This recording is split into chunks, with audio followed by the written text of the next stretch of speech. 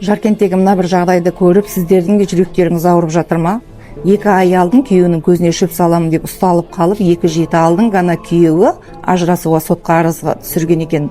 Жалпы айтайын дегенім, өздері бәленің бәрін бүлдіріп алып, немесе бүлдіргісі кеп жүрген әйелдер күйеулеріне айта алмаған сөздерін, үлкендерге көрсете алмаған өктемдігін, осындай тептен ақтай балдарды себепсіз төбелеп ұру арқылы өштерін алып жатады. Бұндай әйелдер қазіргі қоғамда аз емес. Мен де бұрын осындай бір жағдайдың куәсі болғанмын. Студент кезде бір дос қызымның үйіне қыдырып барып, дос қызымның туыстары, анасы барлығымыз дастархан басында отырған кезде көрші бөлмеден қатты шыңғырған баланың дауысы естіп, құлап қалды екен деп ойладық. Енді барлығымыз жүгіріп барсақ, өзінің анасы 5 жасар баласын дәл осылай ұрып төбелеп жатыр екен.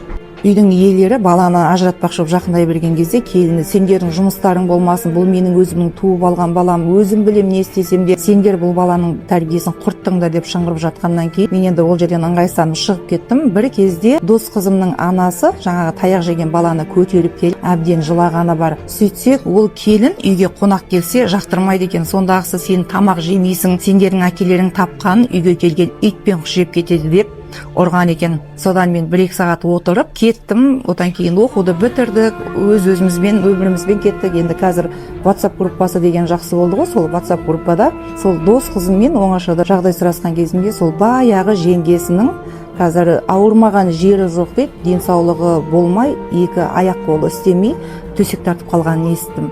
Қазір баяғы таяқ жеген баласы үйленіп, жеңгесі сол келіннің қолына күні қарап, ал келіні күйеуі жоқ кезде енесіне мүлде тамақ бермейді екен.